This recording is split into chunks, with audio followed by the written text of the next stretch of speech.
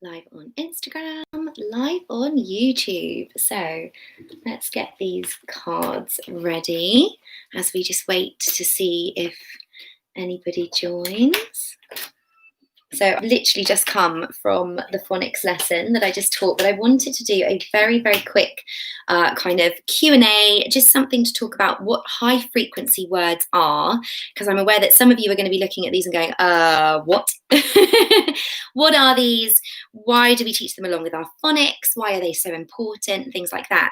But I'm also here to answer any of the other phonics questions, because I sometimes get asked things like, why do we not teach phonics in the same way that we teach the alphabet, or alongside the alphabet, or in the same order, or why do we say things this way or that way? So if you have any questions about the way that I teach the phonics, about the high frequency words, or anything in general about the sessions that I'm doing each day, then do ask away, because that is what I'm here for. And the one thing about having a teacher is, you know, whether your child is going to school or whether they're learning along with me, that relationship with whoever is guiding your children is really important. So I always want you to feel incredibly happy that you can ask me questions about what I'm teaching, or about how it's kind of impacting your child's learning and things like that. So we've obviously introduced, with our new kind of wave of phonics learning, our high frequency words. So that's one of the things that's changed about our phonics lessons.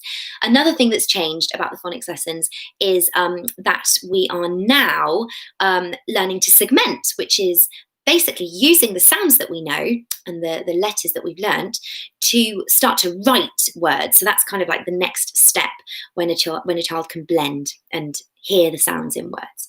So that's two of the big changes that we've got. We're also now heavily looking at days of the week and things like that, and routine as well. So you'll notice I always start with the wonderful wave. We always start with days of the week, and then we always finish with either Twinkle Twinkle or our ABC song.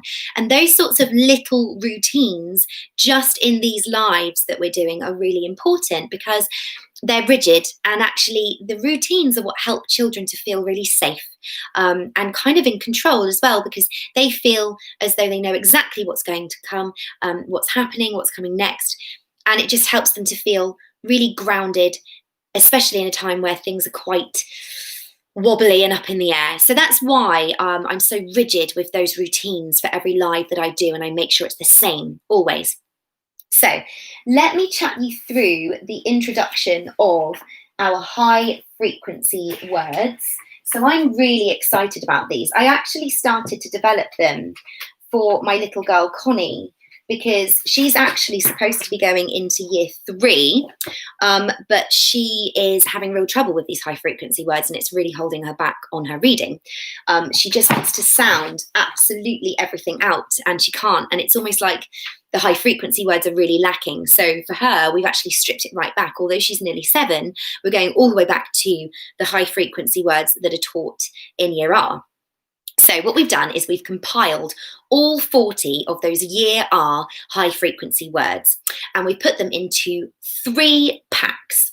So each pack has 3 sets of 5 words like this. And we've done that because we think that 5 is enough. That's enough for 1 per day with the break at the weekend, or to spend the weekend just using all 5 of them. So per pack, you'll get 3 of these sheets, and they'll each have 5 words and a superstar. I'll get to the superstar in a minute. So basically, we've designed these so that they can really easily be printed, downloaded, cut out, laminated. If you don't own a laminator, they're really easy to get hold of. They sell them in Wilkinson, they sell them in most supermarkets. They're relatively cheap, and they're just brilliant, because it means that actually you can reuse resources, you can draw on them and wipe them clean. So they're really, you know, laminator's a great thing to own, and a guillotine as well. This was, I think, £10 or £5. Again, Wilco. Just these teacher tools that are really, really handy. So you'll get, in each pack, you'll get 3 pages like this. In the first pack, you'll also get the star chart. So this is really important. So set 1 also obviously is important for the star chart. Now, the idea is that once your child has learnt to recognise each of these words by sight, so that means you're going to hold that up and they're just going to say go. You're going to hold this one up. They're just going to say come, want, up, I. So high frequency words are the really common words. They're almost like the glue that holds sentences together. They're also really kind of abstract. So, you know, they're more difficult to explain because they're usually not things we can draw a picture of. And they just have to be recognized by sight because lots of them can't be decoded using phonics. So if we were to use our phonics with the word go, we'd actually end up saying g, oh, go, and go isn't a word. So we want our children just to recognize them. And actually, that's how lots of us were taught to read everything, just by sight recognition. With high frequency words, that's a really good way to go. So the idea is that once your child can sight recognize every word in the pack instantly without having to really think about it or decode anything, they earn their star. And that star can then be stuck onto their star chart. And once they're all filled up, that's when we can then move on to the year 1 high frequency words. So those are they're the most simple to learn, but they're also the ones that are found in lots and lots of sentences. If you're reading a story, you're going to see all of those words, and your child knowing those words is just going to absolutely blast through their reading, and it's going to help them feel really confident. So we're selling those at the moment on the shop, which is enchantednanny.com/shop. And obviously along with that, we've got all of the phonics packs, and we've got all of the other really fun resources as well. So we've got beachy scavenger hunts, we've got nature scavenger hunts, we've got I Spies, and just all kinds of things. So if you have any questions about any of those packs or any of our downloadables, do send them to me. It's literally me running the shop, so any messages that you send through the website will just come to me, which is exciting. I'm really loving it. It's lovely actually seeing you all using them. So before I go, does anybody have any questions about high frequency words, about the phonics, about the number? I'll be here for a few more minutes. And also don't forget, we're doing our live Q&A tonight. We're going to be talking about sort of how to really help support your child's behaviour during great times of change. So I know that lots of you have got children that have gone back to school or that are going to be starting school in September, hopefully. So we're going to be just chatting about the ways that Stephen and myself as a couple and as parents deal with those things together, the challenges that we face based on our personality traits, and then we'll also be answering some fun questions as well. So we usually find that the last 10 minutes of each live is all about the silliness, which is nice because actually, again, it's nicer that you guys all know me as a person as well as a teacher.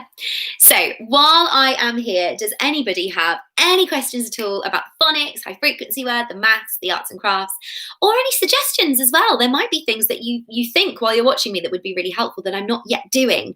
And I create these things for you and for your children. And so your feedback really means the world to me. As you've probably seen, I'm constantly evolving what I'm doing to suit you guys. We've changed the time, we've changed the layout a little bit, and that's all for you guys, because if it doesn't work for you, there's no point in me doing it. But I love doing what I'm doing, and I love that it's helping as well.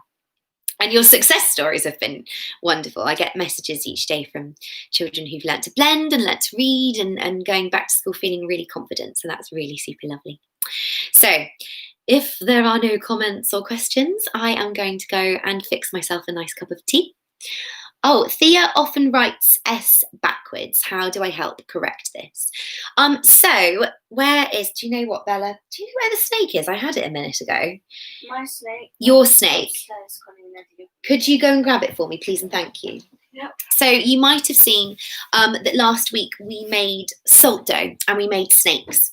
And the reason that we try and tailor the crafting with the sound is because the more hands-on your child is with trying to get the shape of each sound, the more they're going to remember the direction that it goes in. And those salt dough snakes are really, really great because you can really follow it round, and they just get used to it. They just get used to hooking from that other side. I'm doing it backwards on my end so that it makes sense. So we made the salt dough snakes. What we did to begin with actually was draw a S, and then we made the salt dough snake on top of that. And what we do is each day I just get, because Connie's does a lot of reversals too. Each day we just get Connie to run her finger along it. And that just really helps her to visualize and feel the direction that S is going in. So it's lots of really physical stuff, lots of sensory play with spaghetti, getting sand and doing it alongside her, maybe having words up all over the house with that sound. So just making it really, really visual. But also, I really wouldn't worry, because it's also very common and they usually do grow out of it while they're learning to write more words and read more words. It's just they're then becoming more exposed to the sound. How old is Thea? Can you remind me? Because then I can maybe tailor the information a little bit more. Also, I don't know if you guys have noticed, those of you who have been printing out the phonics packs, but what we have on each pack, where are you? Got my folder here. Let's just pull one out from a couple of days ago. So, and actually this is a really good one to use because you've asked about. So this is the pack. And what you'll notice on the back of each pack, and if it's printed in two, I just put them back to back and laminate them or glue them together. But if you've got a double-sided printer, hopefully it will work out that the dotted S will be in the same place as the written one that we use to teach the rhyme. This dotted S is here, and it says, parents, press through so that you can feel the imprint on the other side. So what we then do is we get a really sharp pen. We put the corner of the page on some blue tack, some Play-Doh or a sponge, and you press through along those dots. And what that will then mean is that this sound suddenly becomes tactile. And then we encourage the children to run their finger along it. And suddenly they're not just using a visual, they're actually becoming more kinesthetic, and they're feeling the way that sound goes. So don't ignore this bit. If you are printing out these phonics packs, this bit's really important, because the more your child is running their finger along that sound and really feeling the shape of it, the more of that muscle memory they're using, and then they're actually going to really be able to write it. It makes it much more easy, and then it gives you more ideas for making each of those sounds more tactile as well. So going back to the phonics packs, actually, I try and explain them a lot during my lives, but I don't want to do that too much because I don't want it to be too selly. But equally, it's a product I'm really, really proud of. I've designed them to go brilliantly with these phonics sessions. And our illustrator, the most curious cat, is her name if you want to look her up, is brilliant. And so it's designed to be fun and colourful, and to be about the chat and getting parents to say, you know, what is this? What's that? What sounds can you hear in that word? And then, you know, using that activity, but also then going and cutting these up and hiding them and using them as chat activities. This pack is all about the chat. The more your children are saying the words and saying the sounds, the more they're going to hear them, the better they're going to be able to write them and read them. So that's why it's so much about that, and why we really encourage parents to do these packs along with their children and just get them talking as much as possible. The pack will often have some blending. So moving into these next stages, each pack has words to blend, and then we've also started to introduce some high frequency words on those as well. And then what you get along with that pack is the parent pack as well. So if I find the one for today, the parents pack is also made up of 2 pages. And again, I often laminate them back to back. Although actually these are designed to be cut out. So if I take you, let me take you through the parent packs. So with the parent pack, what we've done is we've designed it so that all the ideas around each sound are just there for you. So if your child is learning one sound a week, one sound a day, you can have that printed out and it's just there. Because then when you're doing, you know, an activity with them, you can just start singing a song. So you could start singing Twinkle Twinkle and say, oh my goodness, do you know what sound can you hear in Twinkle Twinkle? Twinkle Twinkle. You know, so we've got a list of songs there. We have a letter rhyme to help you just back up the way that we're teaching the shape of that sound and how we write it. We have a joke for the sound. We've got stories that you can read as well, that you can go and read, where you can go. So you're not having to do any of this kind of thinking. It's all done for you, and it just means that you can then go and enjoy doing all of these things with your child, knowing that you're really supporting the learning of the sound that they've done that day. And they're brilliant to use as well. You know, you can ask, when your child is back at school, you can ask the teacher, what sound are we working on? Brilliant, I'll go pull up my phonics sheet and then I can help at home. But it's not you sitting down forcing your child to practice that sound. You're just singing and talking about the sounds they can hear.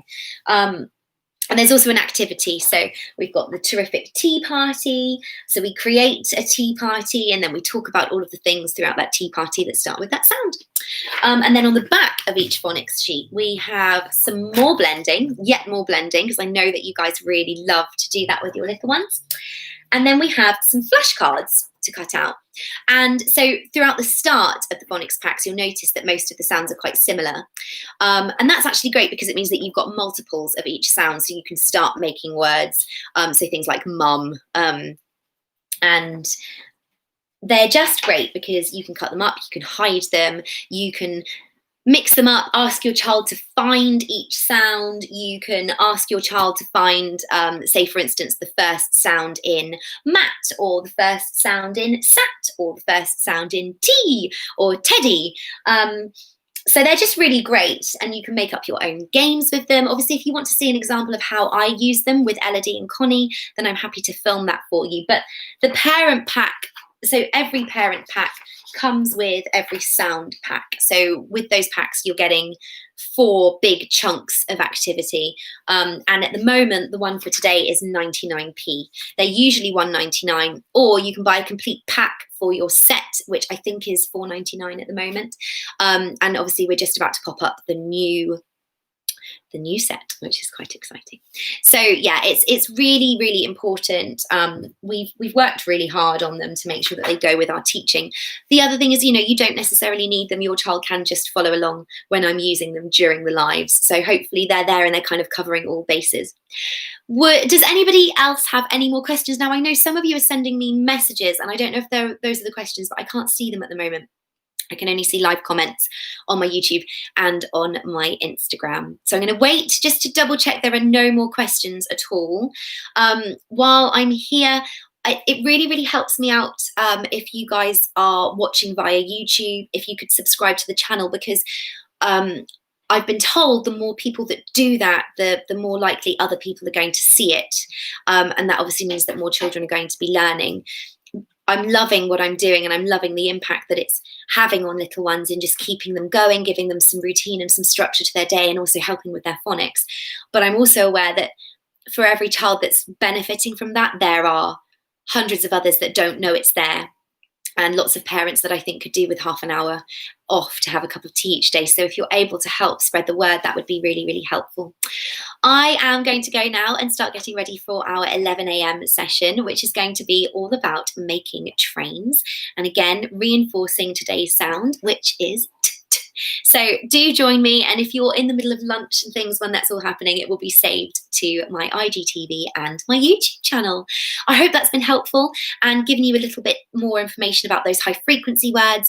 I think the more you know, the more confident you feel to use them. But if you do have any more questions at all, do message me. I always respond either with voice message or I'll message it. If you didn't already know, I have rheumatoid arthritis and it really attacks my thumbs. And so sometimes it's actually physically impossible for me to type, which is why I send so many voice messages instead. But the lovely thing about that is actually your little one can hear and know that I'm sending little messages. So do let me know if there's anything I can do, if you need to ask me any questions. I will let you all go now. I've waffled on for far too long. Hi, Connie. And I will see you all at 11 a.m. and then again at 8 o'clock with my hilarious husband. You guys have all asked for us to do a Q&A, so brace yourselves. We're obviously going to be talking about EYFS stuff, but there's going to be some informal Q&A too, and he's quite funny, and also madly untamed hair now because he won't let me. I've got clippers. I'm so desperate to cut his hair and he won't let me. And it keeps on whining. Yeah, whining. Don't whine. Anyway, we will see you. Mandev has been, and I don't know what the rest of that's supposed to say. I don't want to go and cut you off. quickly emergent. So I will see you later. Goodbye, everybody on YouTube. I'm just going to end that stream, and goodbye to everybody on Instagram. Mwah.